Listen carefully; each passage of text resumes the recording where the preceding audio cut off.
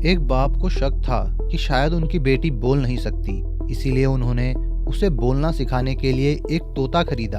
पर वो बच्ची जितनी भी कोशिश करती, उसके गले से एक लफ्ज भी नहीं निकलता था। वॉरेन को लगा कि उसकी हिम्मत बढ़ाने से काम बन जाएगा, पर उसकी परेशान पत्नी ने पहले ही सब उगल दिया। इस बात पर वॉरेन आग बबूला हो गया।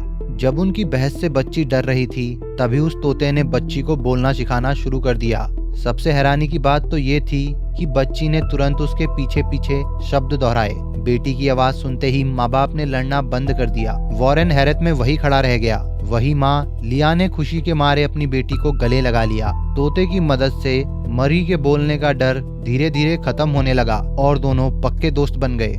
मरी अक्सर अपना खाना पॉली के साथ शेयर करती और उसे झूला झूलने ले जाती, पर जल्द ही मरी को समझ आ गया कि पॉली कोई आम तोता नहीं है। वो ना सिर्फ लोगों को बोलना सिखा सकता था, बल्कि उसकी समझ आम परिंदों से कई ज्यादा थी। इतना होशियार होने के बावजूद पॉली को ऊंचाई से बहुत डर लगता था। घर की बिल्ली की गुर्राहट देखकर वो डर के मारे हिल भी नहीं पाता था और अपनी जगह पर जम जाता था।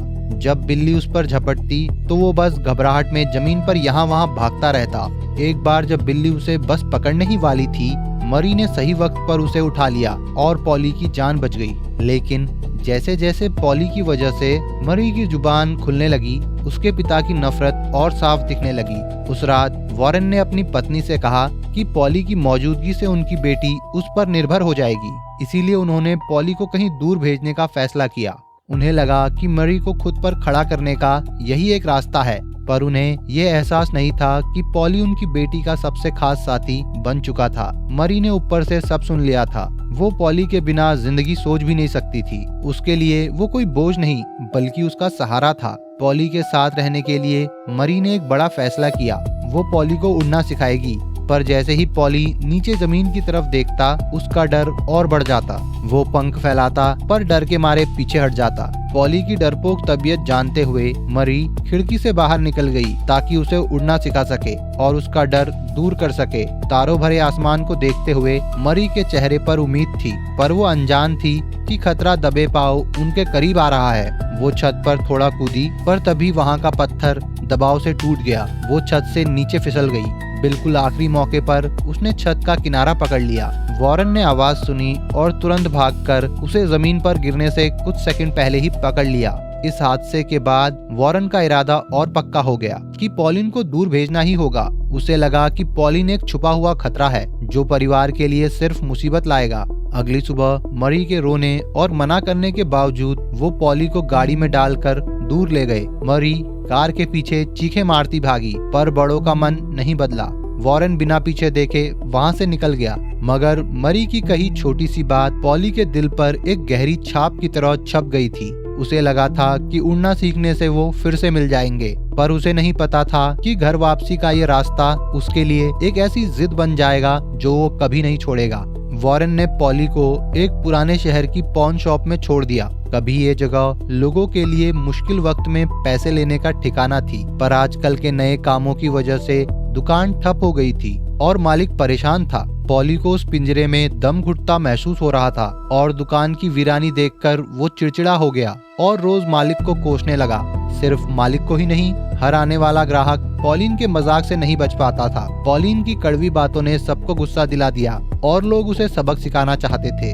सिर्फ एक नेक दिल बुजुर्ग महिला ने उसके लिए थोड़ा सब्र दिखाया। आइवी, जिनके पति की मौत जल्दी हो गई थी, उनके पास बात करने वाला कोई नहीं था। उन्हें पता था कि उन्हें एक साथी की जरूरत है, इसीलिए उन्होंने महंगे दाम पर पॉली को खरीद लिया, इस उम्मीद में कि बाकी की जिंदगी किसी से बातें कर सके। पर घर जाते वक्त पॉली की चटर पटर इतनी बढ़ गई कि आइवी का सर दुखने लगा। जब उनसे सहा नहीं गया तो उन्होंने पिंजरा खोलकर उसे आजाद कर दिया, ये सोचकर कि उनकी बनेगी नहीं और उसे आजाद रहना चाहिए। लेकिन पॉली को तो उड़ना आता ही नहीं था। उसे समझ नहीं आया कि मरी के पास कैसे जाए और रास्ते में वो गिरने वाली चीजों से टकराते टकराते बचा। अकेले भटकने से डर कर वो वापस पलटा और आइवी से मदद की भीख मांगी। वो अपनी आखिरी उम्मीद नहीं खोना चाहता था। उसकी आवाज में घबराहट और मजबूरी थी। आइवी भले ही थोड़ी चिड़ी हुई थी, पर पूरी कहानी सुनने के बाद उसका दिल पिघल गया और वो उसे घर छोड़ने के लिए राजी हो गई।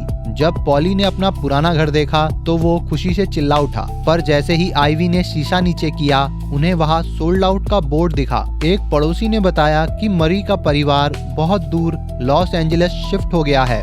मायूस होने के बावजूद पॉली को उम्मीद थी कि आइवी तलाश जारी रखेगी, पर आइवी ने हैरान करते हुए कहा कि वो इतनी बूढ़ी हो चुकी है कि 3000 माइल का ये लंबा सफर नहीं कर सकती। पॉली को मजबूरन आइवी के साथ उनकी आरवी में वापस जाना पड़ा। बाहर होती हल्की बारिश को देखकर उसे पछतावा हो रहा था कि उसने मरी की बात क्यों नहीं मानी। अगर वो पहले ही उड़ना सीख लेता तो शायद आज अपनी मालकिन की बाहों में होता। पर पॉली की इस तड़प ने आइवी की धूल भरी यादों के दरवाजे खोल दिए। उसे अपने पति और उन दिनों की याद आई जब वो इस आरवी में दुनिया घुमा करते थे। अमेरिका में 20वीं सेंचुरी के बीच आरवी का चलन बहुत बढ़ गया था, जिसे आजादी और नए रास्तों की तलाश से जोड़कर देखा जाता था। लेकिन पति की मौत के बाद से वो आरवी कभी स्टार्ट ही नहीं हुई थी। आइवी पॉली का दुख समझ रही थी। उसे ऐसा दुखी देखकर उसे एहसास हुआ कि इस लगाव को ऐसे नहीं छोड़ा जा सकता। फिर उन्होंने एक बड़ा ही हिम्मत वाला फैसला किया। वो उस पुरानी आरवी को स्टार्ट करेगी और मीलों दूर का सफर तय करके पॉली को मरी तक पहुंचाएगी। उन्हें उम्मीद थी कि पहाड़ों और समंदरों के पार इस दोस्ती का अंजाम बहुत ही खूबसूरत होगा। लेकिन जैसे ही वो उम्मीद के साथ निकले, वो आने वाले खतरे से बिल्कुल अनजान थे। रास्ते भर वो गाना गाते और नज़ारों का लुत्फ उठाते और कभी कभी किसी सुंदर जगह पर रुककर आइवी पॉली की तस्वीर बना लेती। धूप और बारिश के बीच एक इंसान और परिंदे का रिश्ता बहुत गहरा हो गया। लेकिन एक दिन रेगिस्तान से गुजरते वक्त थकान की वजह से आइवी की आंखों के आगे अंधेरा छा गया और वो सामने से आते ट्रक को नहीं देख पाई। जब होश आया तो उन्होंने गाड़ी मोड़ने की कोशिश की, पर गाड़ी बेकाबू होकर रेत में जा घुसी। खुशकिस्मती से कुछ झटकों के बाद गाड़ी रुक गई। आइवी काफी देर तक डर के मारे ड्राइवर सीट पर ही सुन्न बैठी रही। फिर वो मदद मांगने के लिए बाहर निकली और पॉली को रुकने का इशारा किया। उन्हें लड़खड़ाकर जाते देख पॉली को बहुत बेचैनी हुई। उसे डर था कि आइवी का शरीर ये रेगिस्तान की थकान नहीं झेल पाएगा। डॉक्टर की बात ने पॉली को तोड़कर रख दिया। आइवी की आंखें बहुत कमजोर हो गई थी और वो जल्द ही पूरी तरह अंधी होने वाली थी। आइवी बोझ नहीं बनना चाहती थी, इसीलिए उन्होंने पॉली को अकेले आगे बढ़ने की हिम्मत दी और कहा कि ढलते सूरज की तरफ उड़ते हुए वो लॉस एंजलिस पहुंच जाएगा। आइवी भले ही अपनी जुदाई का गम छुपा रही थी, पर पॉली उन्हें अपना परिवार मान चुका था। वो उनकी दिखावटी हिम्मत के पीछे का दुख और गिल्ट समझ गया था। पॉली उन्हें इस हाल में नहीं छोड़ना चाहता था। वो अंधेरे का सामना करती आइवी को अकेले छोड़कर नहीं जा सकता था। इसीलिए उसने मरी की तलाश थोड़ी देर के लिए रोक दी और आइवी के पास रुकने का फैसला किया। उनकी आंखें बनकर उसे समझ आ गया था कि असली दोस्ती आज का साथ निभाने में है। आने वाले दिनों में पॉली ने आइवी के सबसे मुश्किल वक्त में उसका पूरा साथ निभाया। बीते हुए कल की तलाश से लेकर आज की हिफाजत तक पॉली के इस फैसले ने दिखा दिया साथ ही सबसे बड़ा सहारा होता है। फिर एक दिन आइवी ने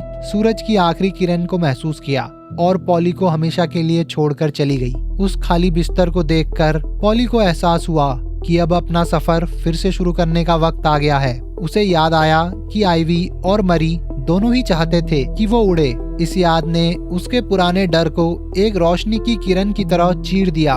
उसे पता था कि अब वो और नहीं भाग सकता। मरी तक पहुंचने के लिए उसे अपनी सारी हिम्मत जुटानी होगी। ये सिर्फ मिलने की तड़प नहीं, बल्कि उन दोनों लोगों को दिया हुआ वादा भी था जिन्हें वो सबसे ज्यादा चाहता था। उसने जोर जोर से अपने पंख फड़फड़ाए। वो अब डर के पिंजरे में नहीं रहना चाहता था। और फिर चमत्कार हुआ। उसका शरीर सच में हवा में उड़ने लगा। नीचे धरती को देखकर वो अपनी सारी थकान और डर भूल गया। उसे हवा में आइवी की गर्माहट महसूस हुई और बादलों में मरी की मुस्कुराहट दिखी। उसके पंखों की हर हरकत उन दो बड़ी उम्मीदों का जवाब थी। वो जंगलों और रेगिस्तानों के ऊपर से उड़ता हुआ हर मुश्किल को पार करके लॉस एंजलिस की तरफ बढ़ा। कई दिन और रातों के बाद एक अनजान शहर देखकर उसके पंखों की रफ्तार थोड़ी कम हुई। वो वहाँ कुछ और तोतों से मिला और मदद मांगी। वो उसे अपने बॉस इग्नाकियो के पास ले गए। इग्नाकियो से पॉली को पता चला कि वो ईस्ट लॉस एंजलिस में है। इग्नाकियो ने कहा कि उसके तोते सिर्फ आवाजों की नकल करते हैं, पर उन्होंने पॉली जैसा कोई नहीं देखा जो सच में बातें कर सकता है। इग्नाकियो ने बड़ी ही नेकी से मरी का पता ढूंढने की कोशिश की, पर कुछ हाथ नहीं लगा। पॉली गहरी मायूसी में डूब गया। दूसरे तोतों के कहने पर पॉली इग्नाकियो के बार में परफॉर्म करने लगा ताकि शायद वहाँ मरी की कोई खबर मिल जाए। वो नाचता और गाता जिससे टूरिस्ट बहुत खुश होते और वो पैसे इकट्ठे करने में भी मदद करता। पर वहाँ बेनी नाम का एक आदमी पॉली की होशियारी देखकर उसे जल्दी अमीर बनने का जरिया समझने लगा।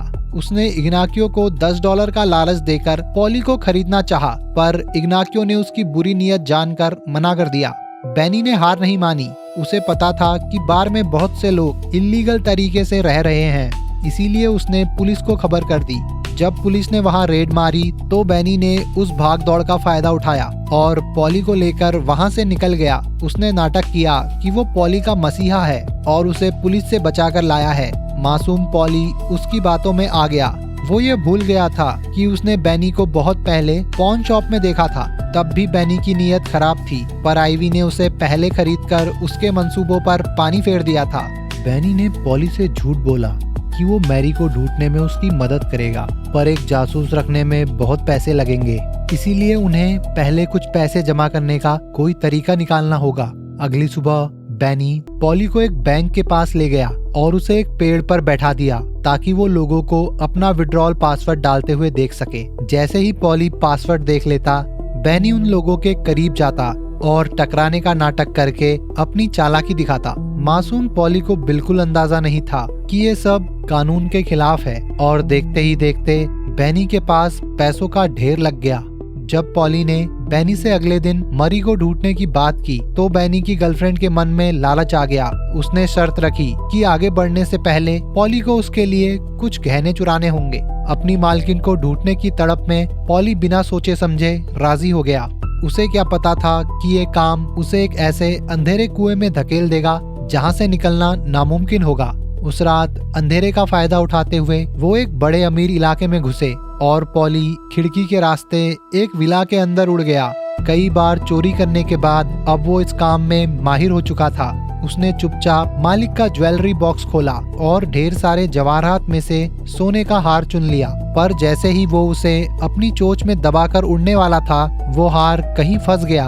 उसने पूरी जोर से उसे खींचा, जिससे इतनी आवाज हुई कि सोता हुआ अमीर मालिक जागते जागते बचा। पॉली घबरा गया और जैसे ही वापस भागने की कोशिश की, उसने अपने पीछे किसी के कदमों की आहट सुनी। विला के लड़के ने खिड़की के बाहर बेनी को खड़े देख लिया। बेनी डर के मारे नीचे गिरा और अपनी गर्लफ्रेंड के साथ वहां से दुम दबाकर भाग गया। पॉली ने बचने की बहुत कोशिश की, पर घर के मालिक ने उसे मजबूती से पकड़ लिया। अगली सुबह मालिक ने पॉली को एक एनिमल शेल्टर भेज दिया।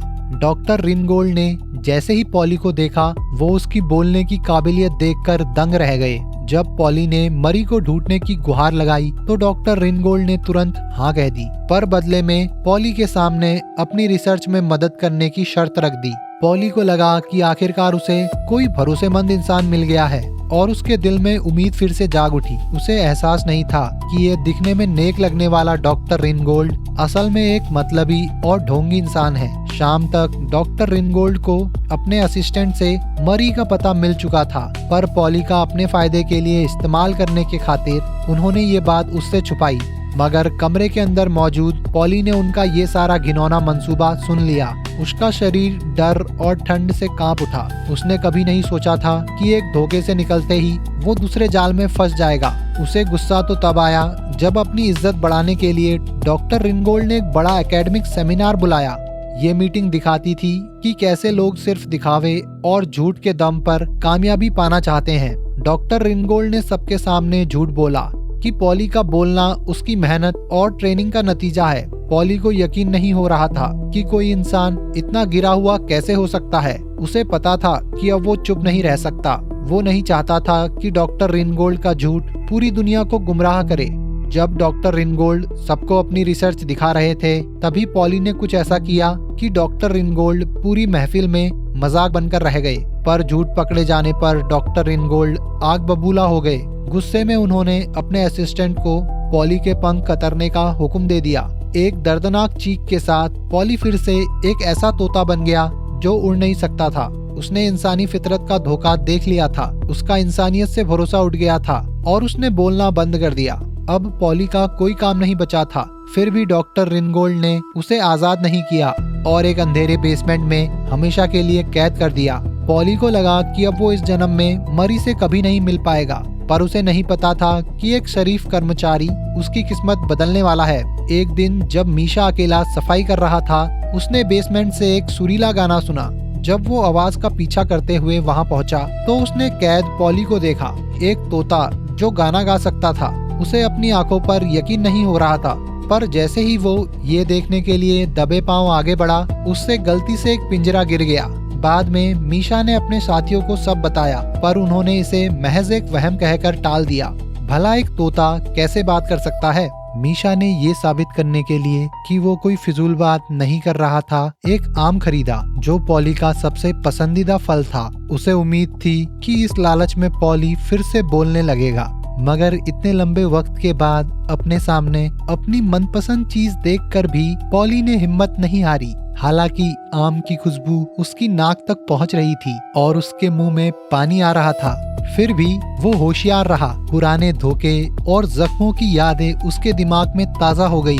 उसे लगने लगा कि इंसानों का ये तरीका सिर्फ एक जाल है और वो भरोसा करके फिर से कोई मुसीबत में नहीं फंसना चाहता था। बात तब बनी जब मीशा ने वो फल खुद खाने की कोशिश की। तब पॉली से रहा नहीं गया और वो बोल उठा। मीशा को अपने कानों पर यकीन नहीं हुआ। पॉली ना सिर्फ बोल सकता था, बल्कि वो लफ्जों की स्पेलिंग तक बता सकता था। मीशा को समझ नहीं आ रहा था कि इतने बड़े हुनर वाले तोते ने सेमिनार में सबके सामने ये सब क्यों नहीं किया। पॉली को जब एहसास हुआ कि मीशा की नीयत साफ है, तो उसने अपना डर छोड़ दिया और अपनी पूरी दास्तां सुना दी। पॉली के साथ हुई इतनी ज्यादती सुनकर नेक दिल मीशा का दिल भर आया। वो खुद भी अपना घर बार छोड़कर दूर रह रहा था, इसीलिए वो परिवार से बिछड़ने का दर्द और मरी के लिए पॉली की तड़प को अच्छे से समझ गया।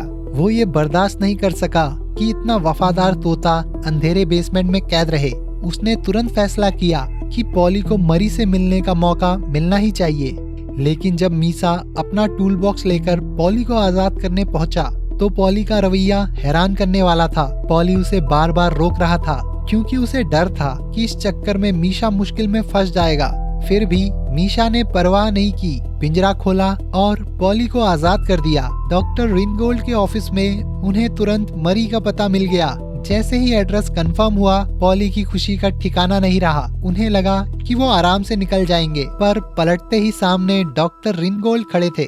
डॉक्टर रिनगोल्ड सब समझ गए और उन्होंने तुरंत अपने असिस्टेंट को पॉली को पकड़ने का इशारा किया। उस मासूम को फिर से उसी अंधेरे बेसमेंट में जाता देखकर मीशा बिना सोचे समझे उनके बीच में खड़ा हो गया। वो डॉक्टर रिनगोल्ड के दबदबे से जरा भी नहीं डरा और पॉली को लेकर वहां से निकल गया। उसका ये कदम ताकत के गलत इस्तेमाल के खिलाफ एक बगावत थी। पर जैसे ही वो सीढ़ियों से नीचे उतरे, उन्होंने देखा कि दरवाजे पर सिक्योरिटी गार्ड्स का पहरा है। पॉली डर के मारे मीशा के कंधे से चिपक गया। उसे ऐसा लगा जैसे वो फिर से किसी गहरी खाई में गिर रहा हो। वो सोच भी नहीं सकता था कि पकड़े जाने पर क्या अंजाम होगा। जब उन्हें लगा कि स्टाफ उन्हें पकड़ ही लेगा, तो मीशा ने तुरंत एक रिसर्च रूम में घुसकर अंदर से कुंडी लगा दी। वहाँ एक्सपेरिमेंट के लिए रखे गए जानवरों को देखकर मीशा के दिमाग में एक तूफानी आइडिया आया। बाहर खड़े डॉक्टर रिनगोल्ड गुस्से में दरवाजा पीट रहे थे और आखिरकार सिक्योरिटी ने ताला तोड़कर दरवाजा खोल दिया। पर दरवाजा खुलते ही एक चूहा तेजी से बाहर निकला, जिससे डॉक्टर रिनगोल्ड वहीं रुक गए। हुआ ये था कि अंदर आने से पहले ही मीशा ने सारे जानवरों को आजाद कर दिया था और वो खुद पॉली को लेकर खिड़की के रास्ते फरार हो चुका था। कागज पर लिखे एड्रेस के सहारे मीशा पॉली को लेकर मरी के घर पहुंचा। अपनी मालकिन, जिसे वो दिन रात याद करता था, उससे मिलने की घबराहट में पॉली की सांसें अटकी हुई थी। तभी पॉली को घर के बाहर एक जानी पहचानी सूरत दिखी। उसे लगा कि आखिरकार वो मिल गई, पर जब वो पास पहुँचे तो सामने एक अनजाना चेहरा था। वो छोटी बच्ची डर कर घर के अंदर भाग गई। पॉली का दिल फिर से टूट गया। सारी उम्मीदें पानी के बुलबुले की तरह फूट गईं। उसे लगा कि पिछले सारे दुख बेमकसद हो गए। पर तभी घर से एक बेहद खूबसूरत जवान लड़की बाहर दौड़ती हुई आई। पॉली डर के मारे पीछे हट गया। उसकी यादों में मरी एक छोटी सी मासूम बच्ची थी, तो ये हसीन लड़की उसकी मालकिन कैसे हो सकती थी। उसे शक हुआ कि शायद ये फिर से कोई नया धोखा है, इसीलिए उसने मरी को दूर रहने को कहा।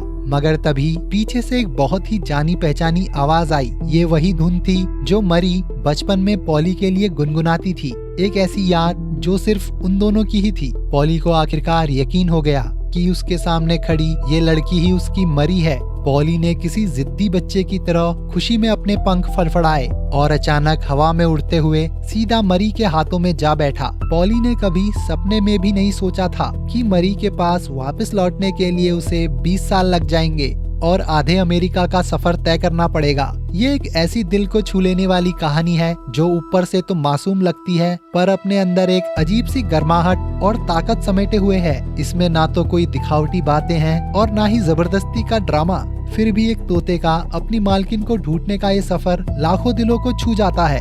शायद ये छोटी छोटी बातों में छुपी सच्चाई ही है जो इसे एक ऐसी यादगार फिल्म बनाती है जिसे भूलना मुश्किल है। अगर वीडियो पसंद आई हो तो वीडियो को हाइप करें, लाइक करें और कमेंट करें और ऐसी ही वीडियो देखने के लिए चैनल को सब्सक्राइब करें। मैं मिलता हूँ आपसे अगली वीडियो में, तब तक के लिए टाटा बाय बाय।